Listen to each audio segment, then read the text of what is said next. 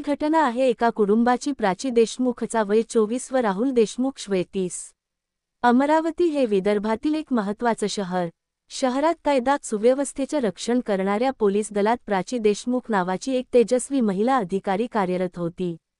अवघ्या 33व्या वर्षी तिच्या प्रामाणिकपणामुळे आणि धाडसी कार्यशैलीमुळे ती वरिष्ठांची आवडती बनली होती। मात्र एके दिवशी अचानक तिचा मृतदेह शहराबाहेरच्या एका ओसाड भागात आढळतो आणि अख्खं शहर हादरतं। काहींनी अपघात, काहींनी आत्महत्या असं समजून दुर्लक्ष केलं, पण पोलिसांना काहीतरी वेगळं वाटत होतं।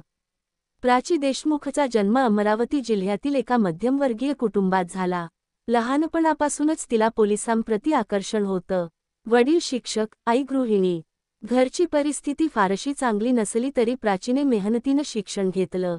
MPSCचा अभ्यास करत करत तिने पोलीस भरतीसाठी अर्ज केला आणि निवड झाली। नोकरी लागल्यानंतर प्राचीचं जीवन झपाट्यानं बदललं। तिचा आत्मविश्वास वाढला, समाजात तिचं नाव होऊ लागलं। याच दरम्यान तिची ओळख झाली राहुल देशमुखशी, एका खाजगी फायनान्स एजंटशी।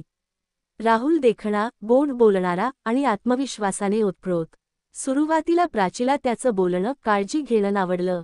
दोघांचं नातं पुढं वाढलं आणि काही महिन्यातच दोघांनी लग्न केलं। लग्नानंतर सुरुवातीचे काही महिने चांगले गेले, पण नंतर राहुलच्या वागण्यात बदल जाणवायला लागले।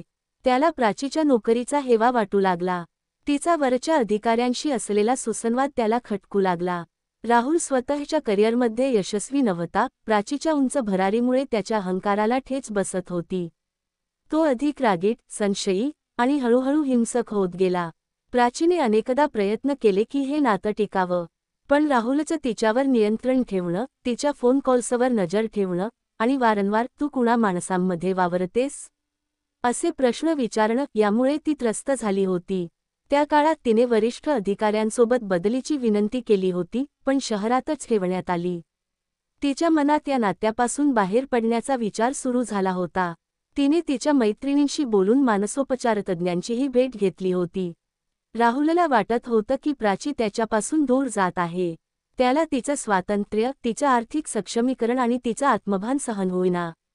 एके दिवशी राहुलने आपल्या 2 जुन्या मित्रांना, संदीप आणि विकीला, घरी बोलावलं। दारूच्या नशेत त्याने त्यांच्यासमोर प्राचीच्या विरोधात विष ओकत, "ही मेली दिवसेंदिवस डोक्यावर बसते, आता कायमचं संपवायचं आहे," असं सांगितलं। सुरुवातीला मित्र दोघं घाबरले, पण राहुलने त्यांना भरघोस पैसे देण्याचं आश्वासन दिलं। काही दिवस विचारांती त्यांनी मान्य केलं आणि सुरू झाला एका भयानकटाचा प्लॅन। प्राचीचा मृतदेह सापडल्यानंतर तपास सुरू झाला। सुरुवातीला काही विशेष धागे मिळाले नाहीत, पण प्राचीचा मोबाईल फोन हरवलेला असला तरी लोकेशन लॉग तपासणं सुरू झालं। CCTV फुटेजमध्ये प्राची एका गाडीत बसताना दिसली। त्या गाडीचा शोध घेतल्यावर तो राहुलच्या मित्राच्या नावावर असल्याचं निष्पन्न झालं।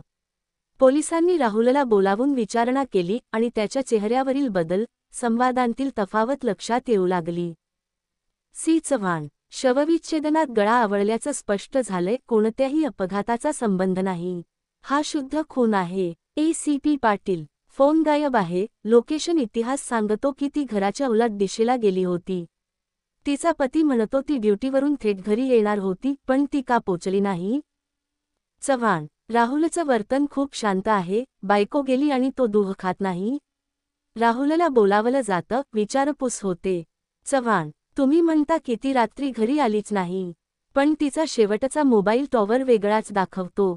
राहुल थोडा घाबरून, मला माहिती नाही, ती कुठे गेली? संदीप परगावी गेला असतो, विकी गावातच। पोलिसांना टिप मिळते, विकीला घेऊन या। आता आम्हाला तोडफोड नको, काहीतरी काळं आहे। विकीला ताब्यात घेतलं जातं। चौकशीत तो दडपणाखाली तुटतो। विकी रडत राहुलने फसवलं, म्हणाला, तिचं अफेअर आहे।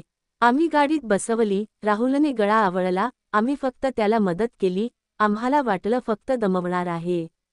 पोलीस राहुलच्या घरात जातात। राहुल देशमुख, तुम्हाला IPC 302 अंतर्गत अटक करण्यात येते, तुमच्या पत्नीचा खून केल्याबद्दल। राहुल अवाक, शेजारी लोक बघतायत। राहुल काही न बोलता खाली मान घालतो।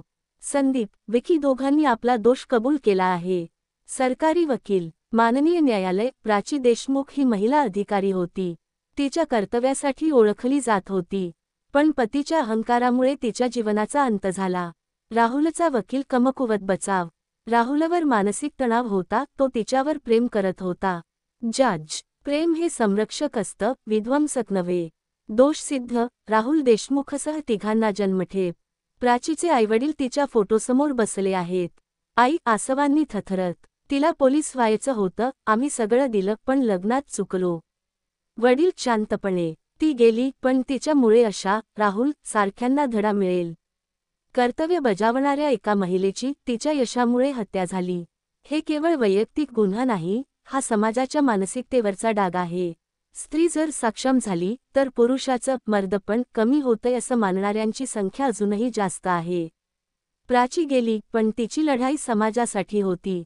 ती आता न्याय बनून उरली आहे. नात्यांत सन्मान नसेल तिथे प्रेमही टिकत नाही.